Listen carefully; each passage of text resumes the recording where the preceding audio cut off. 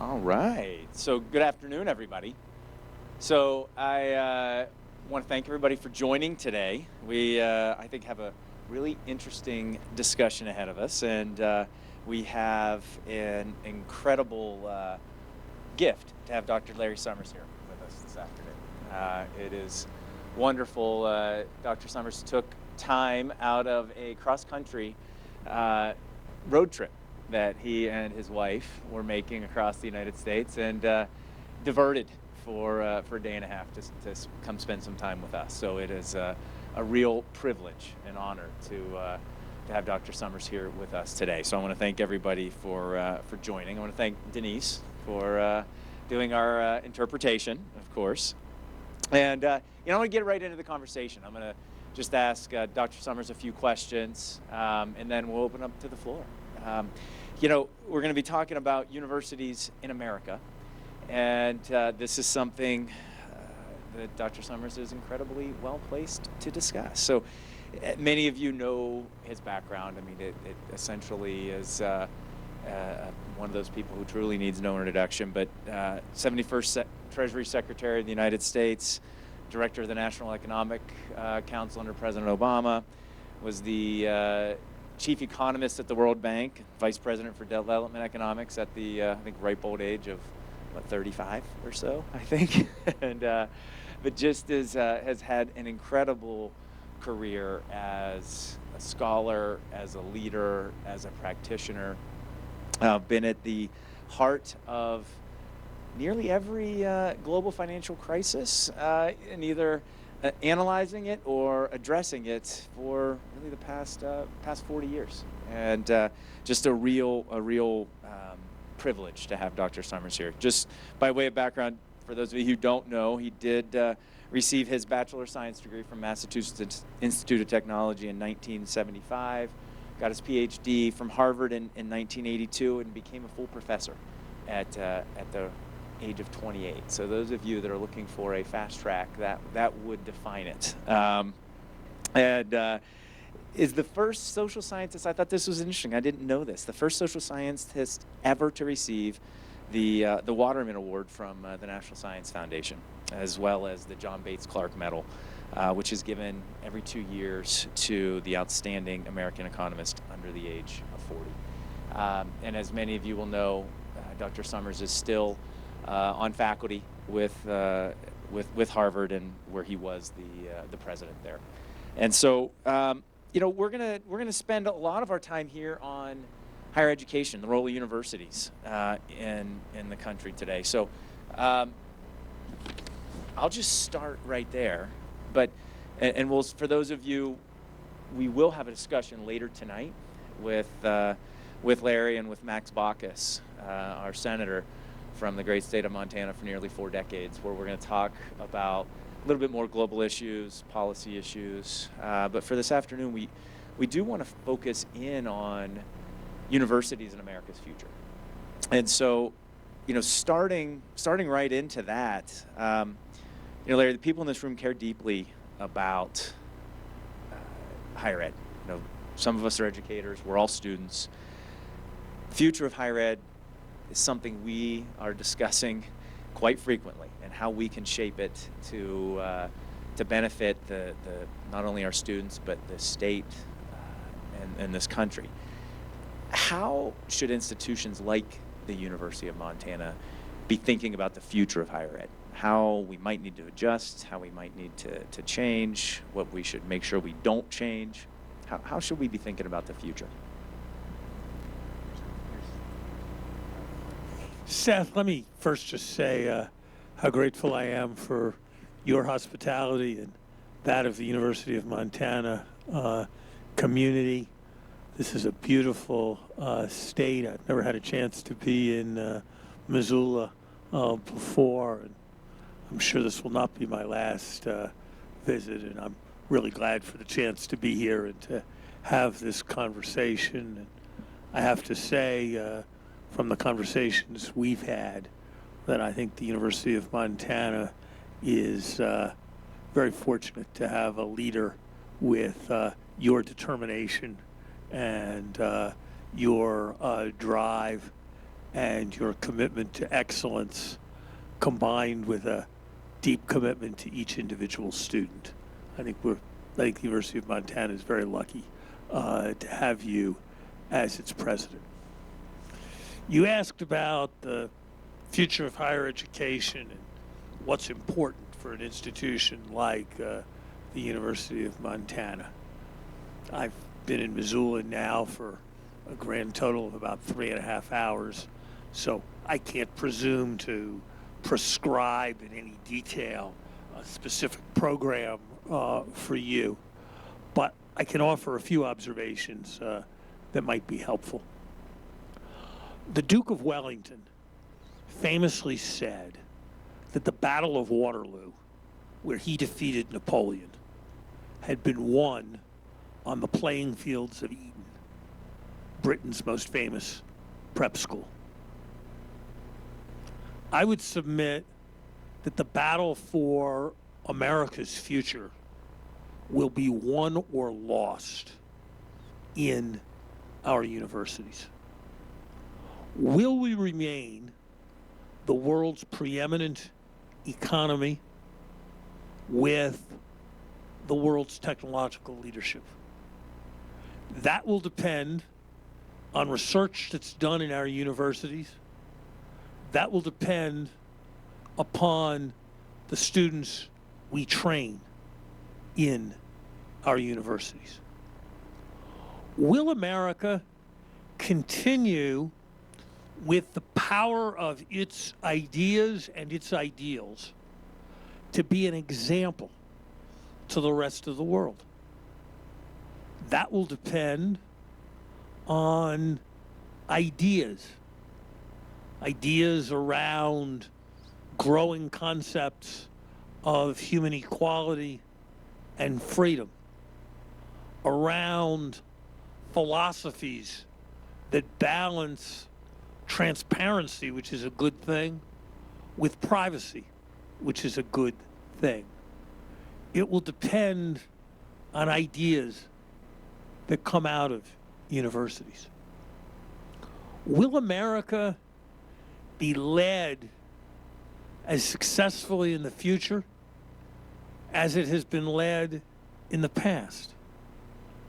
That will depend on the way in which universities shape the students who attend them.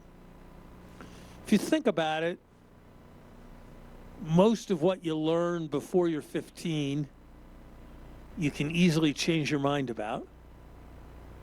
And you don't really change your mind about much of anything once you're 30. And so universities have people as their students at the most malleable moment in their lives. So I would suggest to you that whether American universities succeed and whether America succeeds over the next decades are very much the same question. There was a time when Cambridge and Oxford were the world's two leading universities, and Britain was the world's leading power. And that time isn't this time. There was a time when mass higher education was a European innovation, and Europe was the center of the world. That isn't this time either. And so what happens in American universities, I think, and say this as someone who, except for the time I've spent in government, has spent my whole life in universities, I think is profoundly important to our country's future and therefore to the world's future.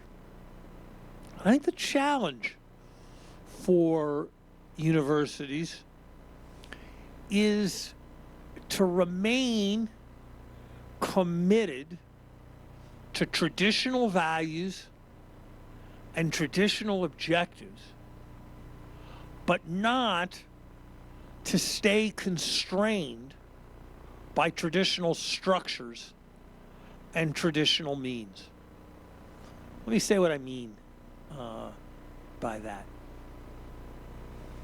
Most important idea in the American university, I think in some ways in American life, is that we stand for the authority of ideas rather than the idea of authority. In America, things aren't true because someone at the top of a hierarchy says they are. They're true because they're actually right. This was kind of brought home to me in a way when I was president of Harvard, and because I thought it was important to do, taught a freshman seminar. And it was a year or so after I had been the Treasury Secretary of the United States. And my seminar was about global economic policy. And I assigned the students a major speech I had given as Treasury Secretary about financial crises. And as I always did, I began the seminar by asking the students to discuss the reading. And this kid pipes up and he says, I read the article by Professor Summers. It was kind of interesting, but the data didn't really prove the conclusion at all. And I didn't share his view about the data, but I thought, what a remarkable thing it is that this kid who's 17 and has been here for all of 3 weeks can tell the guy who has the title president and who used to be in charge of this issue for his whole country that he doesn't know what he's talking about, and that nobody really thinks anything very notable has happened. What a phenomenal thing that is. And that kind of openness to ideas and challenge is something that American universities have stood for and must always stand for. And I emphasize this because it's under a bit of threat. There's an idea going around that students shouldn't be made uncomfortable, that students shouldn't be triggered, that nobody should be the victim of a microaggression. Well, you may regard it as a macroaggression, but I'm here to tell you that if your education doesn't make you acutely uncomfortable several times, it will have been a major failure. I'm here to tell you that there is no idea that shouldn't be accepted without debate, and no idea that shouldn't be open to debate on a college campus. And that what happens in universities at their best, real debate, looking for a better understanding and a better approach to truth, is what makes a society and all of its institutions move forward. If we'd had more real debate and more openness to truth, we wouldn't have had the Vietnam War. If we'd had more debate and more openness to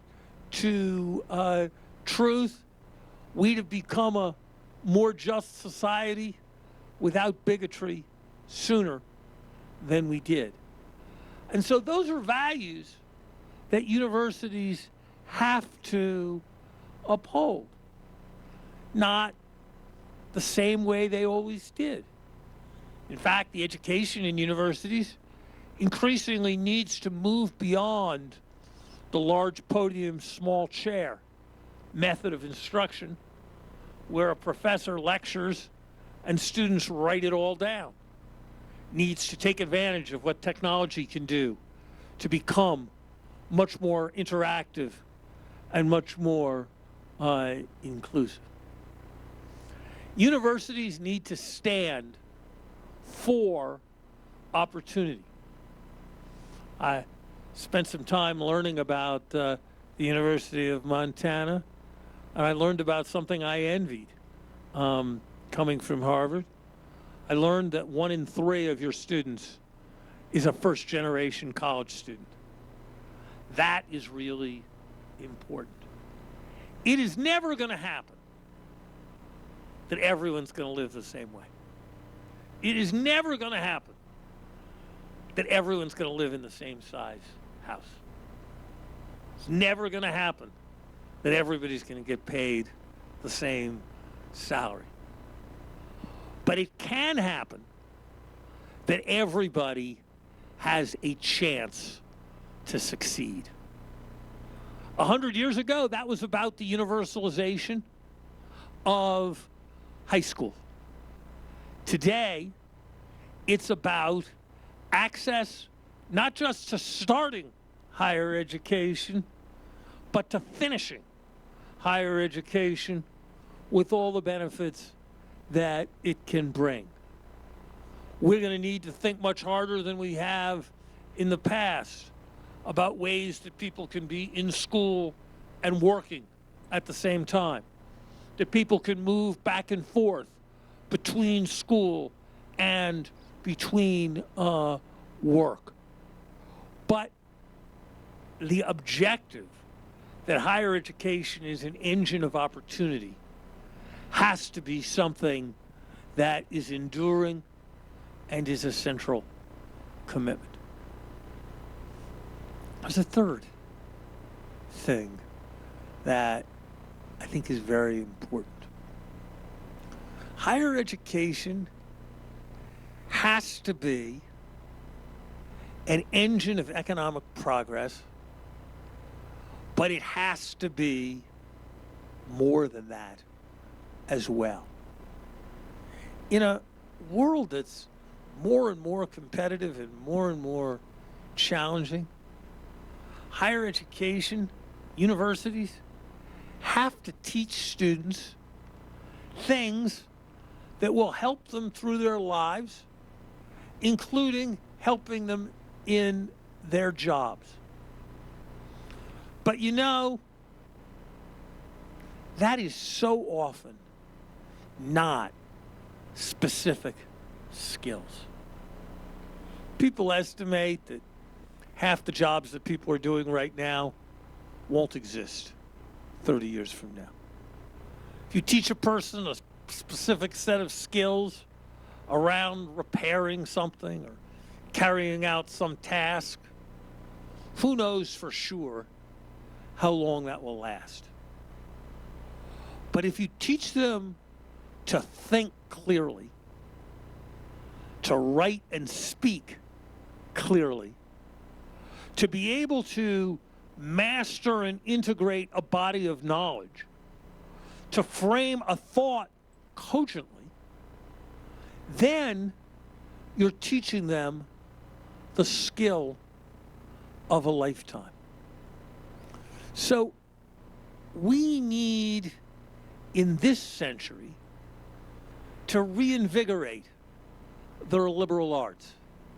It will no longer do to say that anything somebody wants to, with a PhD, wants to teach is a perfectly acceptable basis for a 19-year-old's education.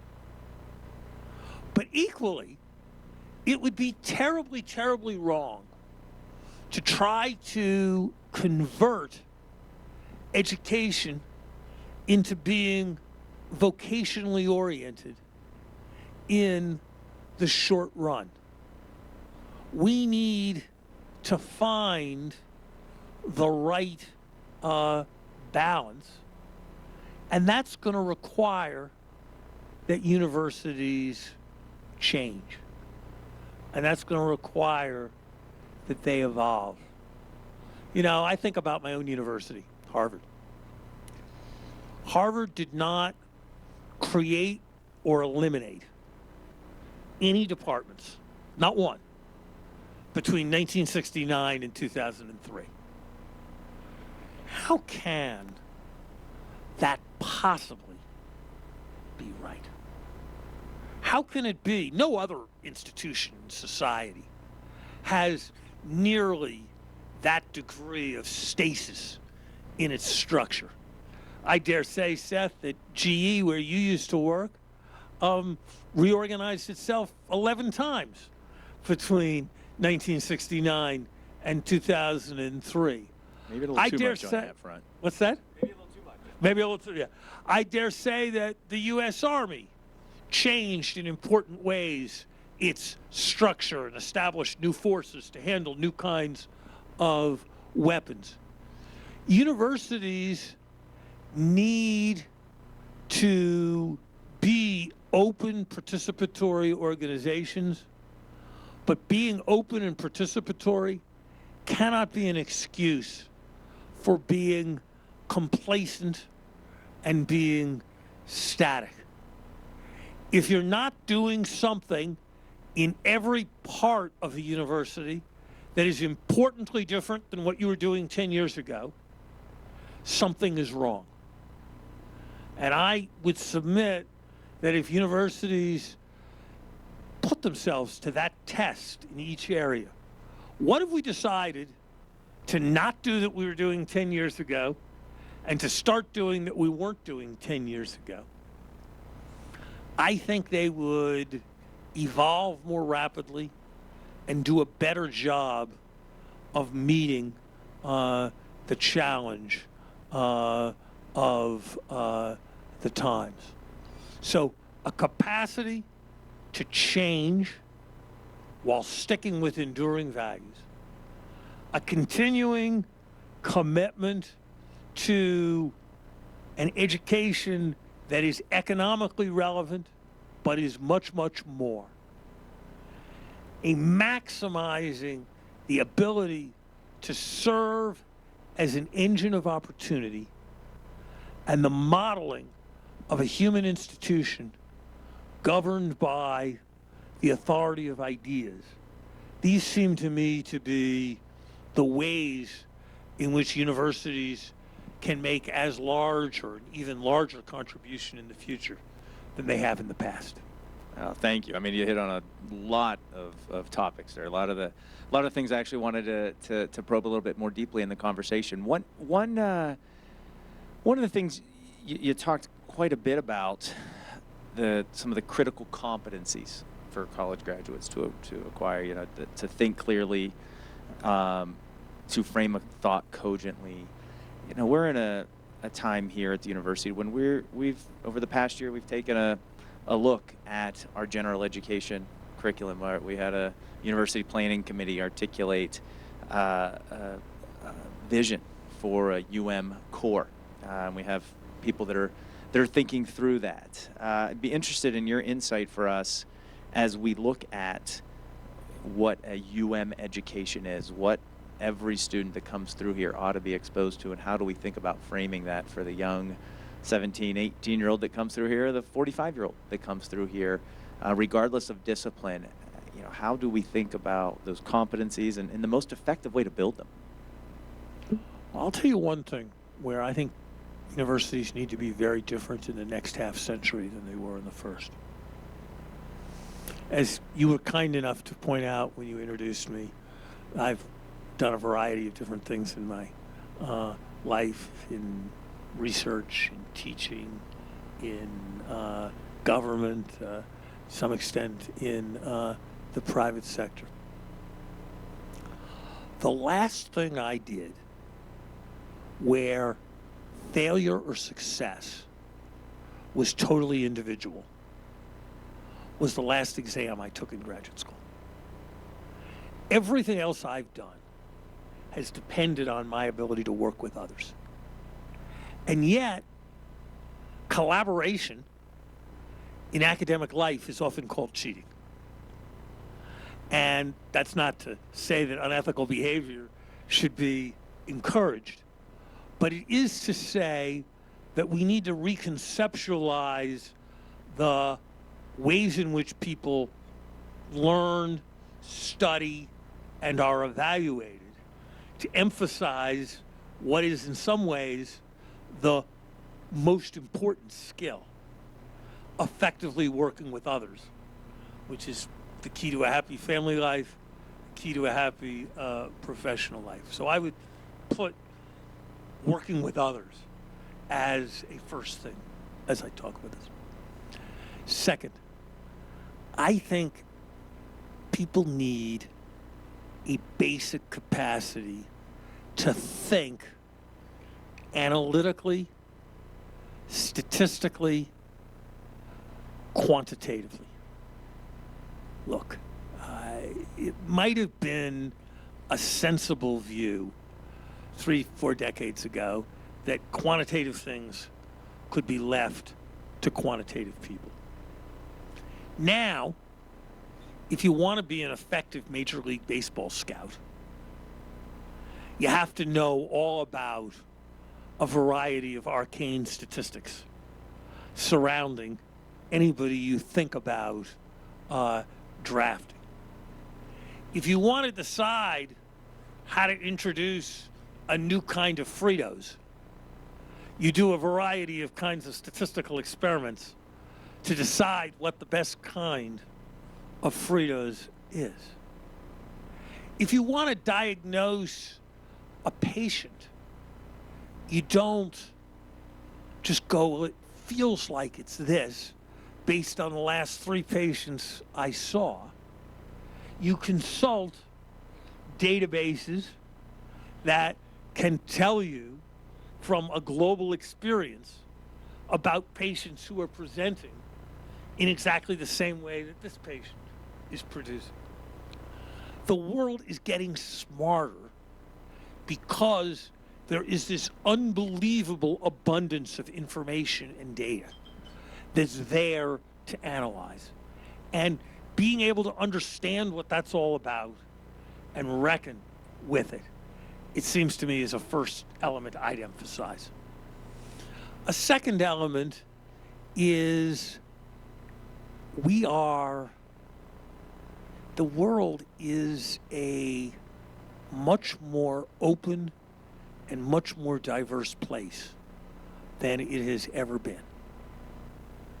More than half the young people who will enter American colleges this year are not white.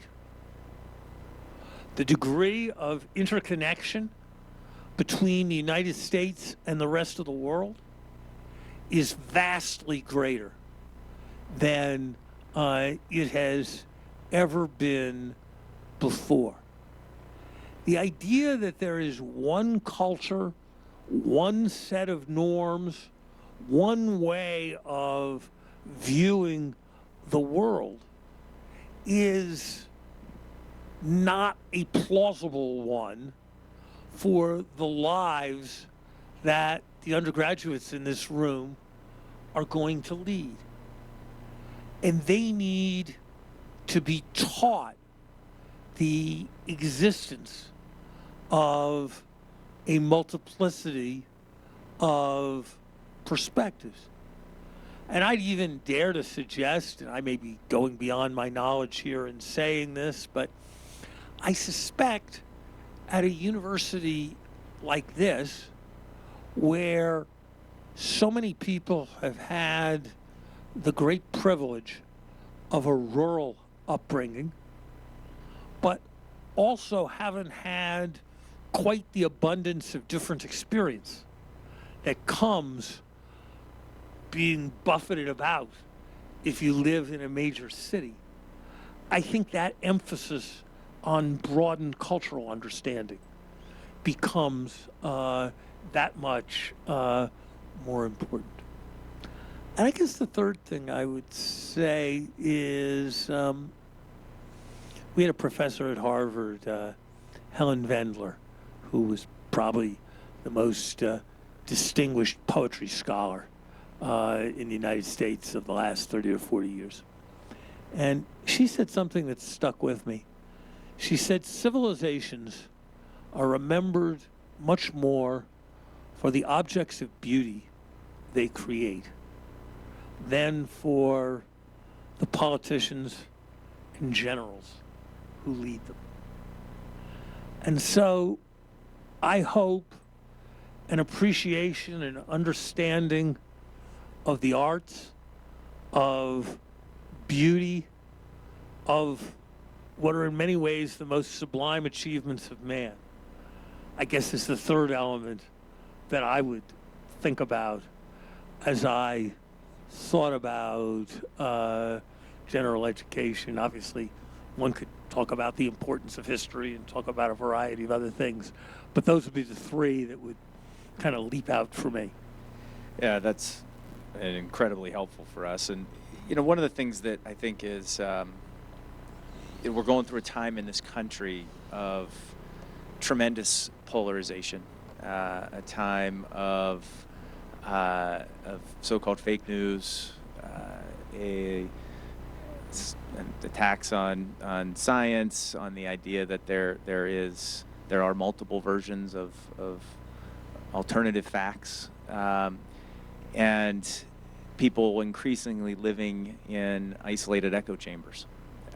And I think that really is against everything we try to build in students that come through the university. I'd be interested in your assessment. I mean, having lived in the halls of power for 4 decades now, and having spent a lot of time on a university campus, do you see the impact on campus of Harvard or other campuses where you happen to visit, and suggestions for how we can ensure that our students become that educated citizenry, that the ability to sort through information and engage in an informed, respectful debate? I'm interested in things you've seen and advice you might have for us to how to make sure that we're still building those characteristics in the students that come here to the University of Montana. I read a newspaper story today that said that a child in the eastern half of Los Angeles was less likely to be vaccinated than a child in South Sudan. East half of Los Angeles, South Sudan. Part of that's about inadequate access to medical care in East Los Angeles. Part of that is about mindless anti-scientific blather, supported, I'm sorry to say, by the President of the United States, suggesting that vaccinations that have been proven healthy and legitimate 1,000 times somehow are not. It just pointed up to me that we can do better. Universities have to model being open and respectful to all ideas, while at the same time not being blindly adherent to any. And they need to do that by emphasizing the clash of perspectives. They need to do that by emphasizing the need to think and decide. They need to do that by emphasizing having people work in groups. They need to do that by understanding that there are perspectives very different from their own. I'll give you an example of 2 things from my experience at Harvard. And, I suspect that what I'm going to talk about is capturing problems at Harvard. And these particular problems probably are much less problems out here, but there are probably other issues out here. I'm a Democrat. I really cared about the presidential election. I hated the result of the 2016 election. Really, I did.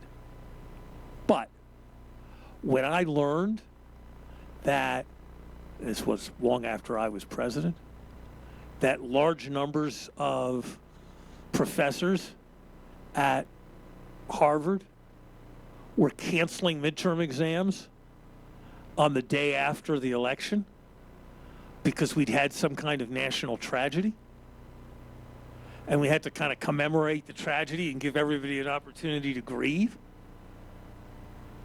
that was wrong.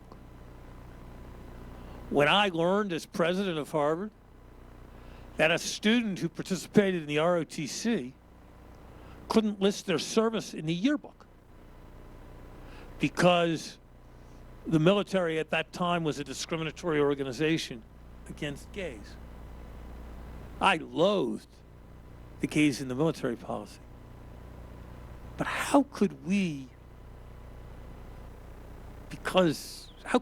think that somehow it was our right to exclude honoring military service when the military was following policies that the democratically elected leaders of the country had set? How could we possibly think that that was right? So I think universities need to be protective of academic freedom, committed to the idea that students should be exposed to as many perspectives as possible, and not willing to accept the idea that certain arguments are going to be thought to be off limits. And I think trying to inculcate the habit of always wanting to hear the other side is a very important thing. You know, to this day, every week, I read The Nation, which is a political, economic magazine whose views are somewhat to the left of Bernie Sanders' views. And I read The Weekly Standard, which is a conservative magazine whose views are certainly to the right of where George W. Bush's views were. And I don't do that because I agree with them. I don't very often. But I do that because it seems to be much more valuable to expose myself to challenges to what I tend to think than it is to expose myself to more of what I think. And I think if we can try to inculcate that habit, it is a very, very valuable habit. I worked when I was at the Treasury before I became Treasury Secretary. I was the Deputy Treasury Secretary, and Secretary at that time was Bob Rubin, who served with great distinction as Treasury Secretary. And I noticed that he had a habit, which was if I came to him and I said, Bob, it's really important that the United States cast its vote at the IMF in such and such a way with respect to the IMF program for Peru. He would say, what are the best arguments against doing that? And if I said, well, it's just obvious that we should, he would say, let's schedule a meeting a week from Friday and have these 11 people to discuss it. And if I said, well, I think there's 3 reservations that I had, and this is how I overcame, this was the first one, and this is how I overcame it. This was the second one, and this is how I overcame it. He would say, you've thought about that more carefully than I ever will. Do whatever you think is best. And eventually we all sort of got the idea that we were supposed to see both sides of every question. But I think if we could inculcate that habit broadly, the sense that we might be wrong, I think it would go a long way with respect to what you're describing. Oh, thank you. You know what? I want to maybe explore a little bit of your incredibly interesting life experience. I mean, as I said at the outset, you have seen financial crises around the world over the past 4 decades, whether they're Latin American, you've in the 1990s seeing Russia emerging after the fall of the Soviet Union. And 10 years ago, right now, it's September get into late September 2018. 10 years ago at this time, you were advising a young senator from the state of Illinois. And at a time, a few weeks from right now, when we saw a tremendous upheaval in our economic system. You then were part of the administration, the recovery plan. I imagine that your experience, your technical education in the field of economics, your experience as Treasury Secretary, served you incredibly well there. But there were some things where you had to go on instinct, some things where you didn't have a theory, a playbook. You didn't know what the answers were. I'm interested if you can take us back to that time. How much you relied on what you might call your skills-based knowledge, how much you relied on your intuition, and maybe what going through that crisis and others taught you about the value of your early education, whether at MIT or at Harvard, and some of those things, because I'm sure in your MIT classes you didn't cover some of the things that you expected or then had to deal with in 2008. So I'm curious what that experience taught you about your education, the benefits of it.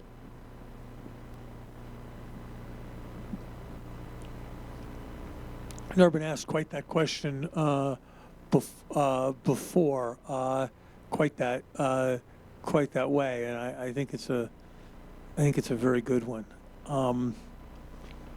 Let me say a few things.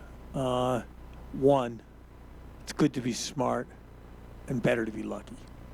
And so one should never fail to recognize, in looking at how different people's lives work out, in looking at how policies work out, that there's a lot of luck and there's a lot of and that there's a lot of randomness. Second, I'm pretty good at, I did win those awards and stuff. I'm pretty good at the diagrams and manipulating the little curves in the economics textbook and so forth. I'm actually okay at that. They didn't really take you that far towards knowing what to do when the largest banks in the country might close within 2 or 3 days. So you can't be slavish to some theory that's in your head. On the other hand, you have to have some concept of how the system works.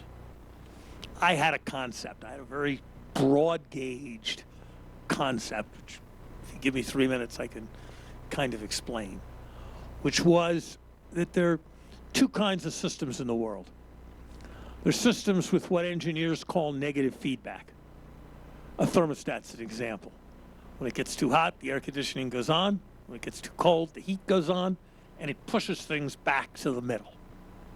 You think about a ball rolling around in a bowl.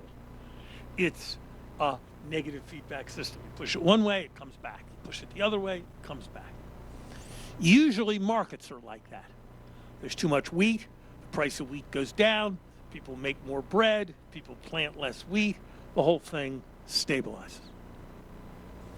But every once in a while, systems have a different character.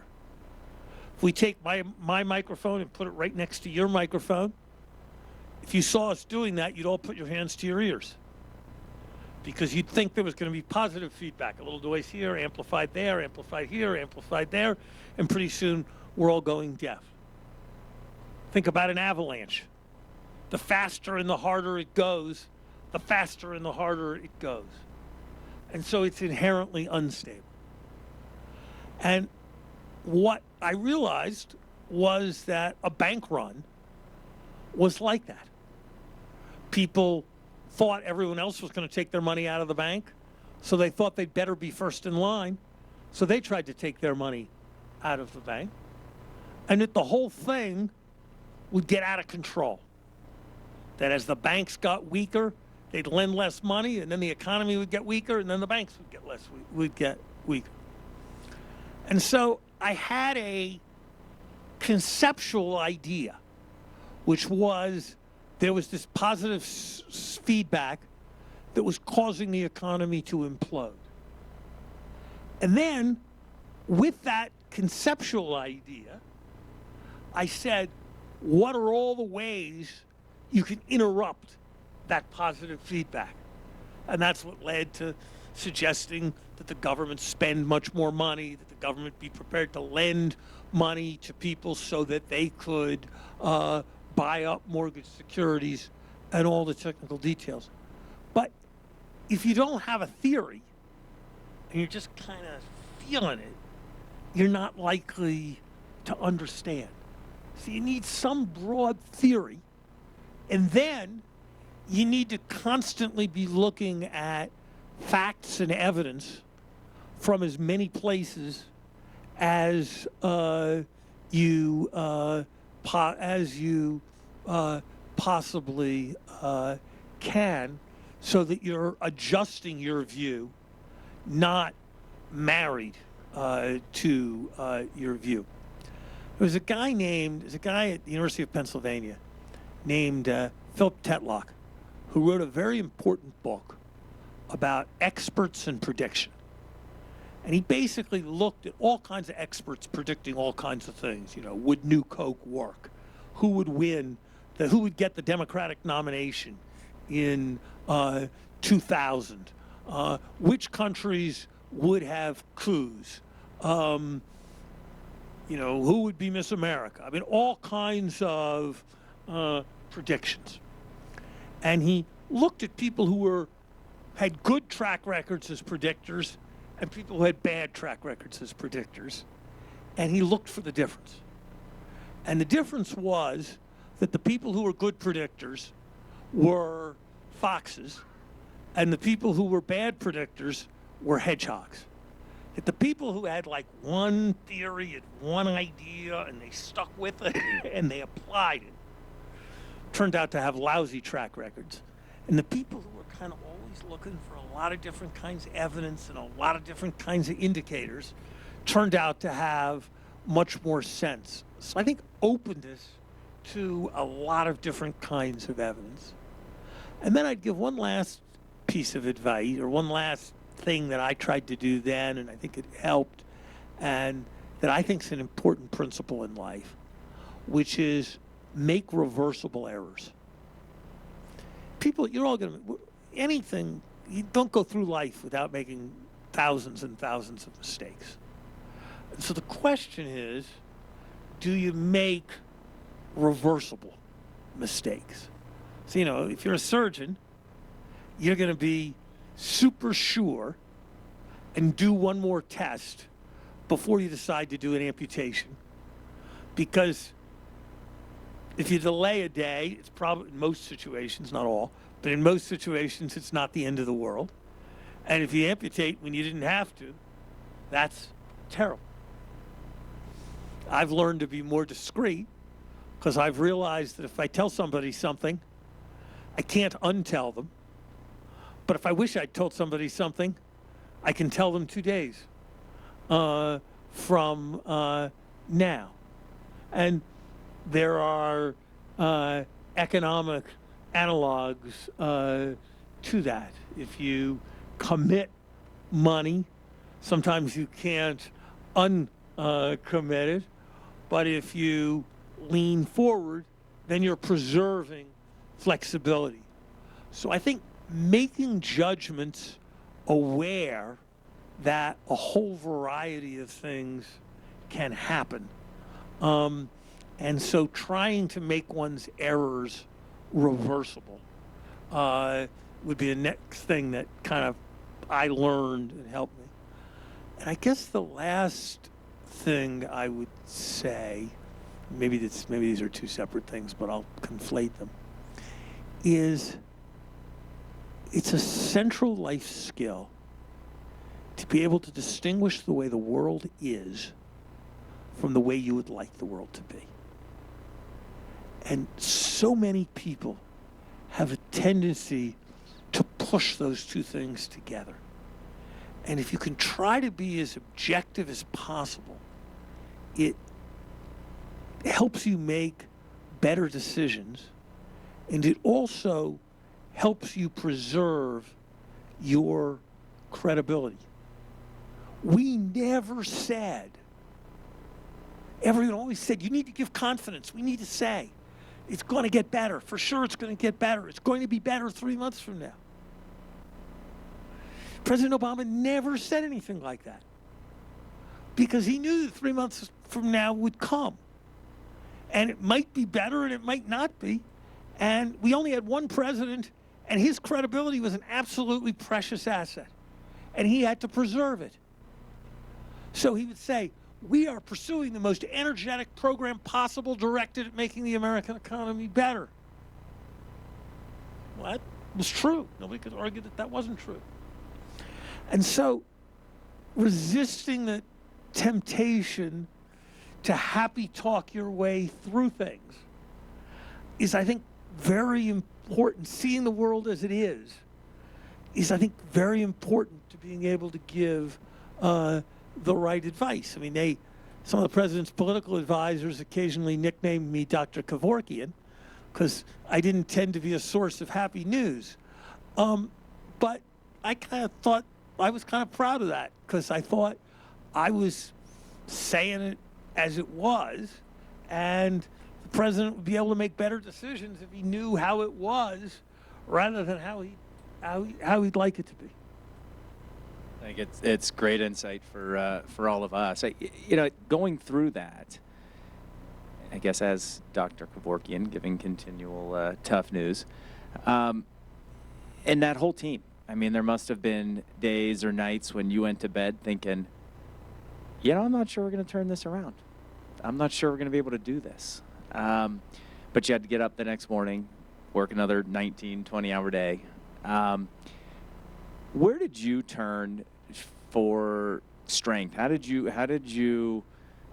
were you able to be resilient? How were you able to lead through that amount of pressure, that amount of challenge, uncertainty, where you had a president and the whole nation looking to you to pull us out of a tough challenge? A little very personal question. But. Well, look, let's keep some perspective here. I mean, I'll tell you, I appreciate your saluting my nobility, but let's keep some perspective here.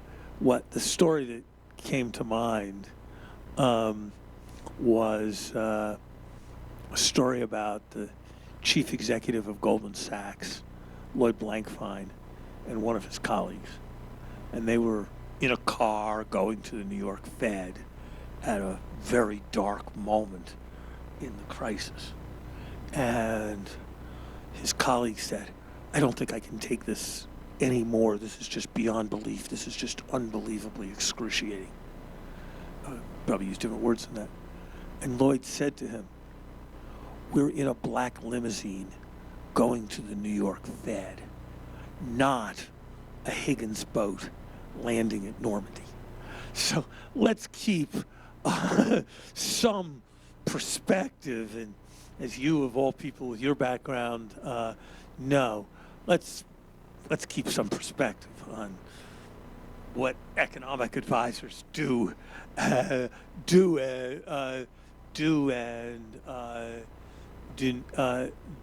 not do. I think what you have to do is kind of understand that just because the stakes are so momentous, you got to kind of do it the same way you do anything else. And you got to wake up in the morning, you got to argue, and you got to try to figure out the best answer. You really wouldn't want you really want like a surgeon, like it's your life. They're doing open heart surgery on you. What would you want? A surgeon who said, okay, it's Tuesday, I'm performing my 611th bypass of 2018. Or a surgeon who said, oh my God, I'm holding a knife and somebody's life is in my hands, and that's my responsibility. And what an awesome, terrifying responsibility that is. Well, I'd kind of rather have a surgeon who kind of thought it was number 618. And we tried, and the president tried to maintain that kind of thing.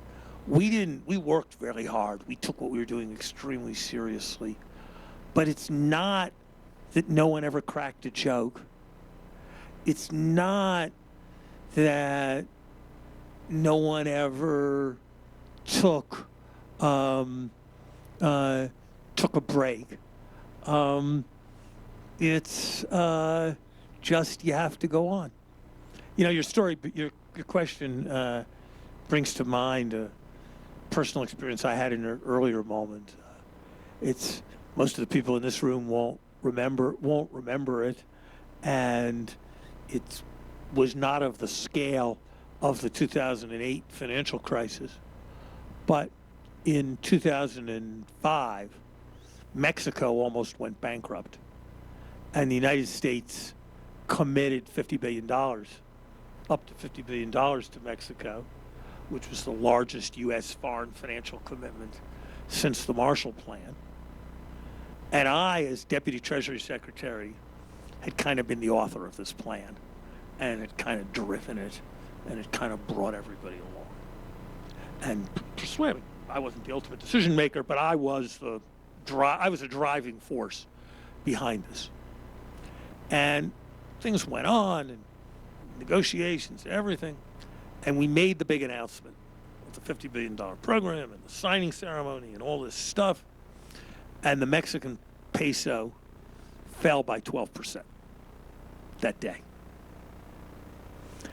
And I went to see my boss, Bob Rubin, who I referred to earlier and who I admire very much. And I said, Bob, this sure looks like it's failing. And somebody's got to take responsibility. And this was kind of my idea. And so I think I should probably resign. And, you know, I probably was close to having tears in my eyes when I said it. But I said I should probably resign. And he said, very calmly, he said, Eliot, that's a really noble and admirable sentiment. And I appreciate the fact that you have it. But, of course, you're not going to resign. First, things take a lot of twists and turns, and you have no idea how this will all ultimately play out. Second, we're all in this together, and you weren't the one who made this decision, and you shouldn't be hung out to dry.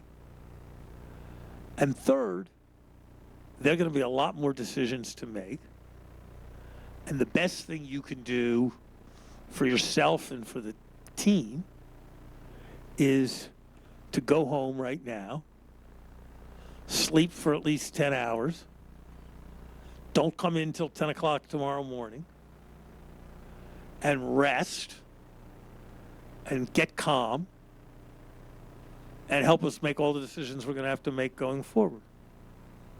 And I did that. And in the end, you know, Tom Friedman wrote that it was probably the greatest foreign policy triumph for the Clinton administration, and the government made a $400 million profit and all that. Now, that was mostly good. That was mostly good luck. But it kind of taught me that just because something's incredibly important doesn't mean you can act totally different than the way you would in a more normal moment. Great insight. Sounds like Bob Rubin's a pretty good boss. Yeah, he certainly was. Two more questions we're going to update the group, and these are more personal ones. You talked a lot about your experiences professionally, personally. We have some quite a few students in the room here. If you could talk to your 20-year-old self, as we have some 20-year-old students here, what advice would you give to your 20-year-old self with a few decades in the rearview mirror?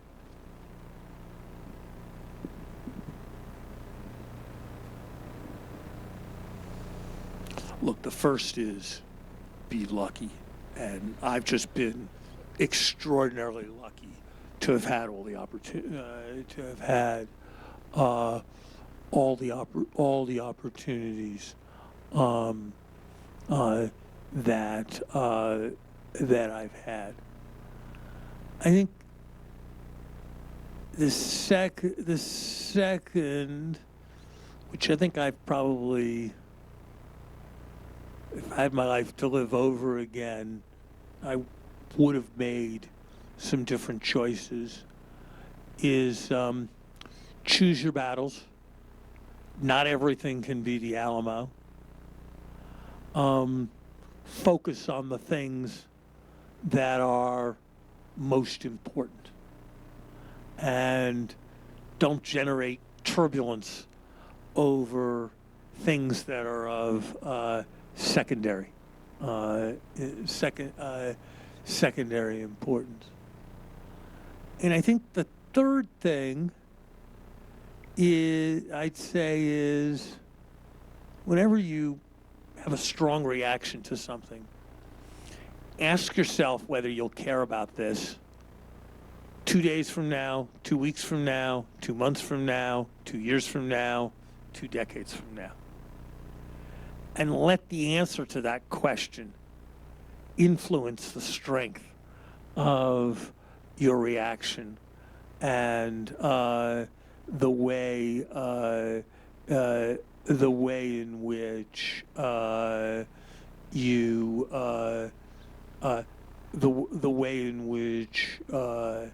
you react. And I guess the last thing I'd probably say is never take for granted the people who are closest to you. And just because they're the people who are closest to you and sometimes they'll cut you the most slack, don't necessarily take it. Thank you. All right, final question before we open it up. You've been driving across the country, and you've spent the last couple of days in the best state in the country. What surprised you most about our state? What surprised you most about Montana?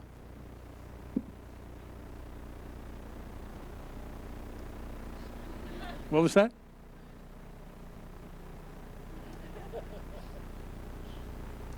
How big it was. Just how big it was. It goes on and on and on and on. And it's always beautiful. It's different, but it's kind of the same. You know, that I guess, as someone who grew up in a suburb of Philadelphia and who's lived in Cambridge, Massachusetts, and in a different suburb of Boston, the sheer immense scale of it is what struck me. You know, we took a short hike, probably 3-4 miles total. Yesterday, you know, we were on a trail. It was one of the shorter trails. There were 60 trails like our trail within 20 miles of where we were, within 10 miles of where we were.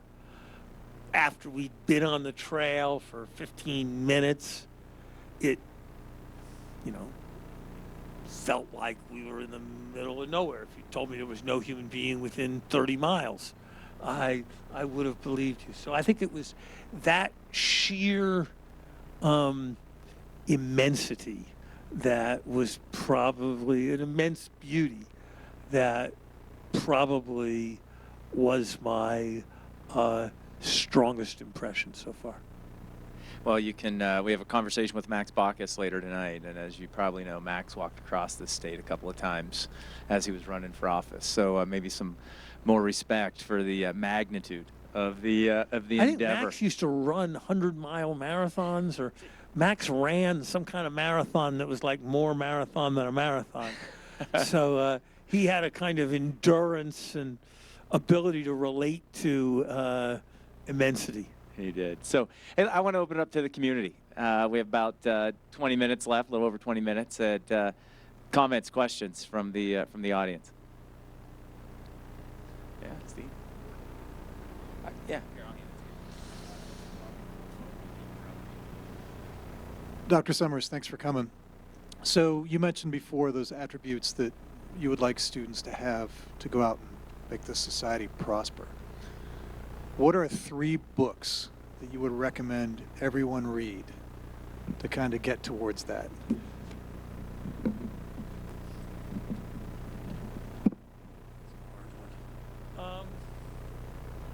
It can be more than 3, it can be less than 3. It doesn't have, there's been a lot of 3s thrown around today, so I just figured.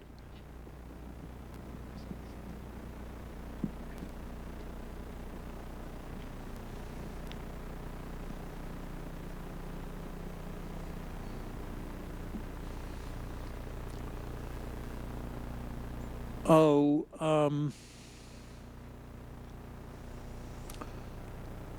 I'll mention some books that in one way, or I mentioned some sort of odd choices that happen to have an influence on me.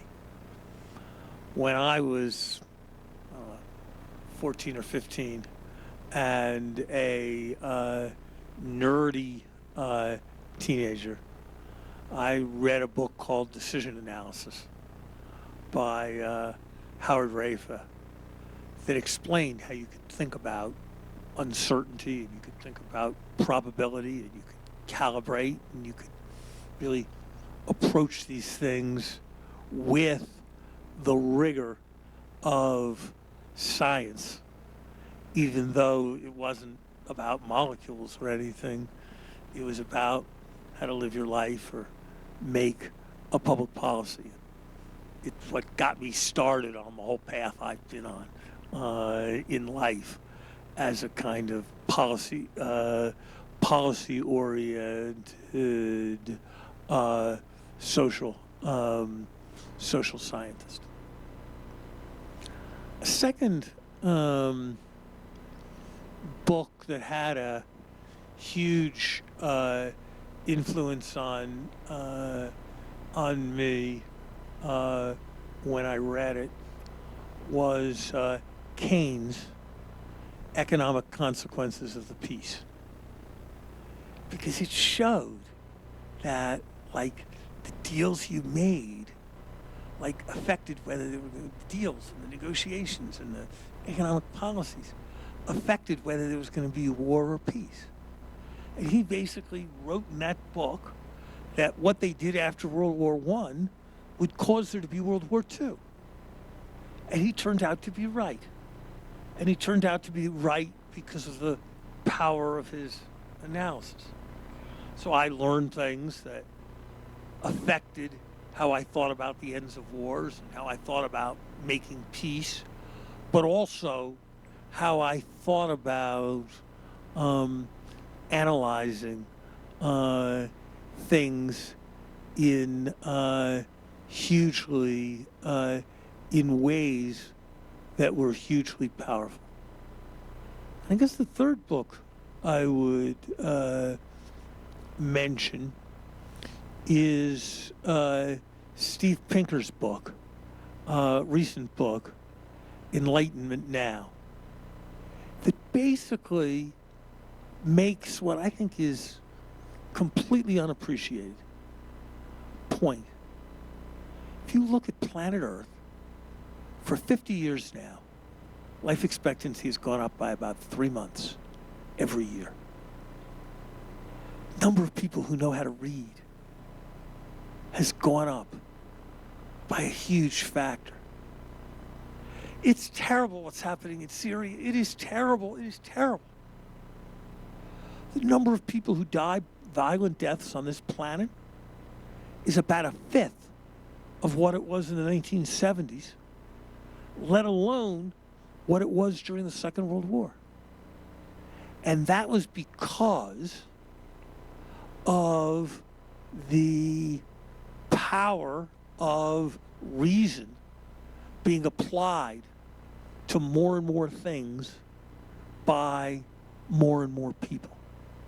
And so I think that's a hugely important lesson as well.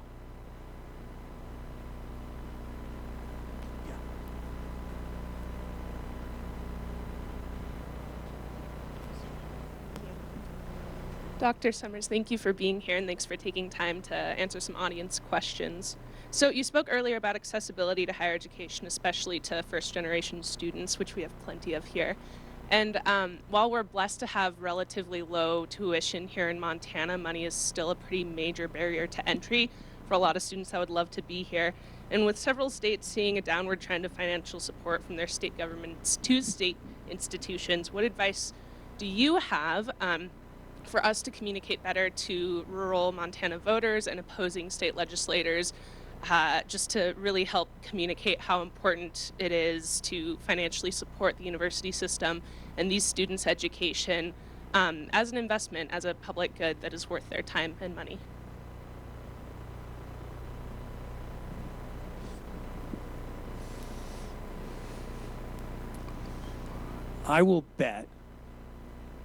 I'd be willing to bet $100, which is more than I usually bet, that if it took what I would guess are the 2,000 first-generation college students here at the University of Montana and asked how many of them have called or written a letter to a state legislator or governor saying thank you for having made that possible, I'll bet the answer is less than 100, less than 5%. And so the way you influence the political process is you influence the political process. And it would be enormously constructive if students reached out. It is amazing how few genuine communications congressmen and state legislators receive. They receive all kinds of, some firm was hired to generate 30,000 letters. That kind of thing happens all the time. But genuine communications from real people, really rare. And so if somebody organized, I nominate you, the 2,000 students here to write, thank you for what you've already done and what you're going to do to help people like us have opportunity and live an American dream, be the most important thing you could do to get more funds to support what happens. And here's another thing. It is, at Harvard, we're immensely fortunate. I was able to do something people called visionary. I said that anyone with a family income under $60,000 didn't have to pay anything, zero, room and board, tuition, everything, to come to Harvard. And I was able to do that because Harvard had a huge endowment and a huge fortune because people had given it a lot of money. Part of the challenge of being a public university is that if you graduate from Harvard, you think you're supposed to give money back to Harvard. But if you graduate from the University of Minnesota or the University of Montana, you're not sure. It's like the government's responsibility to give money, so you don't think you're supposed to give money. Someday you'll be a graduate. Give. And approach the people who are, who already are graduates and who had their lives changed.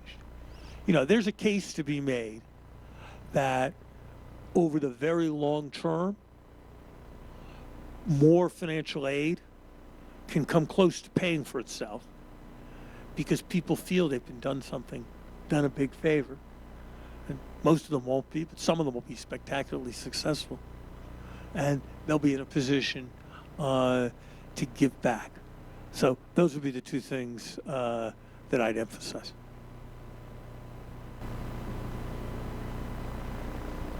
Hi, Yeah. Dr. Summers. Thank you for being here. I'm really excited to hear your presentation.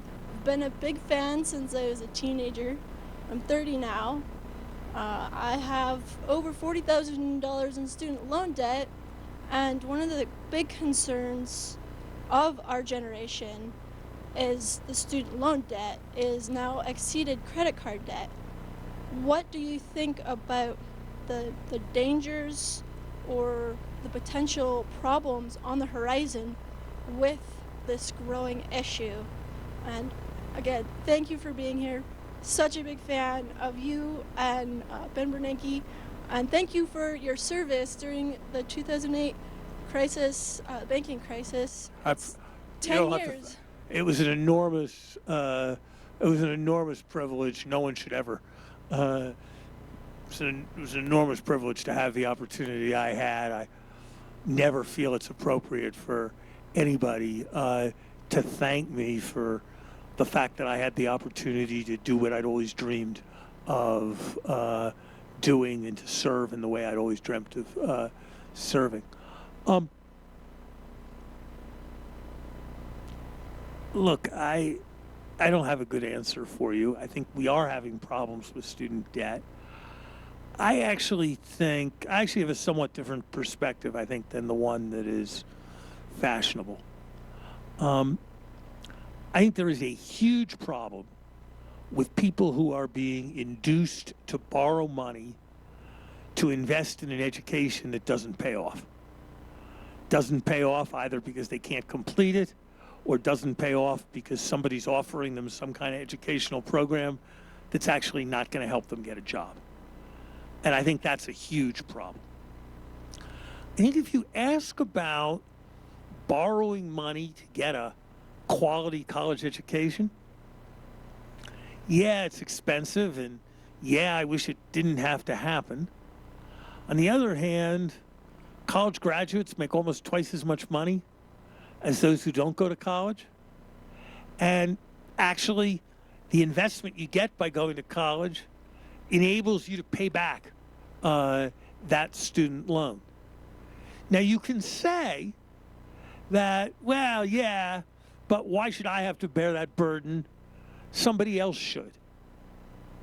But, you know, the half the population that goes to college is much better off than the half the population that doesn't go to college. And so I worry about too much debt relief of student debt just because the people who are able to borrow to get real college educations actually, in some ways, have been fortunate. So my focus on student lending would be to focus on the borrowing that's not really to support a valid investment. And I think that's a big problem in our country. But I actually, if you told me I had some money to spend, I think I'd rather spend it helping the people who aren't able to go to college at all than making it more comfortable even for the people who are incurring student debts. Now, that's not a very popular answer on a college campus, and it's not a very popular answer politically because people who've gone to college are more likely to vote than people who haven't.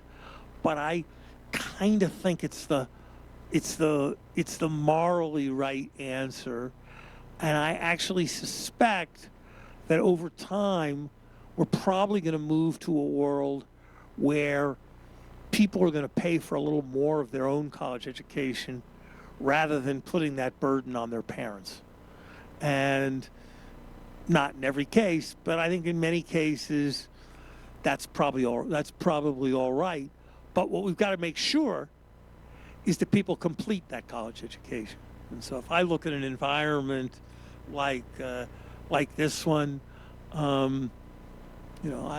gather that something like a third of the people who enter this fall won't be coming back next fall.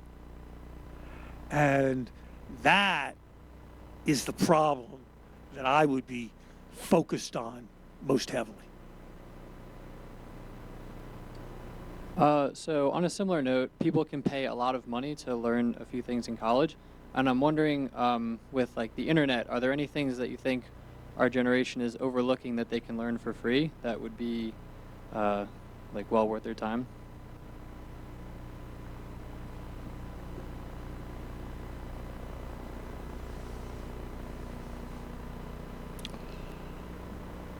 Look, you can get on the website. You can learn anything you want to learn in this world. It's kind of incredible. Get on the website of edX, and you can find a course on everything, on any subject that you want to encounter. You want to do. I have this thing. Maybe it's a little embarrassing to admit. I'm kind of a geek, and so I like math puzzles, and I'm kind of interested in math, and I studied it a fair amount when I was in college. It's not like I do it professionally, but I'm not bad. I get on this website, Brilliant. It's called Brilliant, and they've got math problems at every level, and there I am, figuring out some problem about multiples of 24 or something. And like I try to do it and so forth, and then I look in a solution. And there's like a bunch of 13-year-olds from Pakistan just debating the right solution to the problem with like 16-year-olds from Ghana.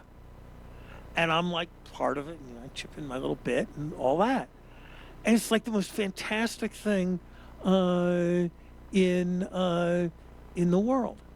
And so I think the reward, the ability to satisfy curiosity has never been greater, and it's really not that hard to do.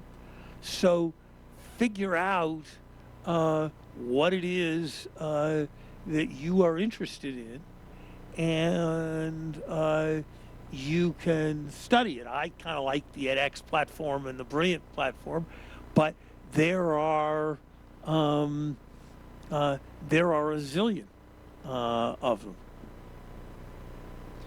Dr. Summers, thank you for coming.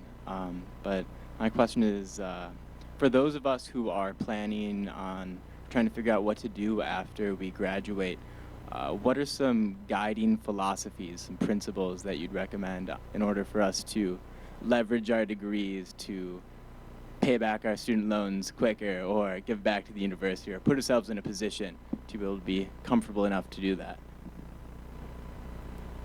You know, it's interesting. I read an article not long ago that made me feel kind of stupid because the point it made had never occurred to me. But when I thought about it, it was obviously right. 1 million people, 100 million people, a zillion people ask the question you just asked me. Tell young people to pursue their passion. Figure out what your passion is and pursue it. That's what they all say. And what this article said is that it turns out that if you ask 20-year-old men what their passion is, 95% of them will tell you that it's either sports or music. And that of all the jobs in the economy, only about 3% of them are in sports and music. And so it isn't actually completely realistic to say that. I think what you have to do is kind of figure out what kind of thing interests you and aggressively try to pursue getting connected to it. do a good job. If it's working, stay. If it doesn't feel like it's working and going anywhere and you're liking it, try something else.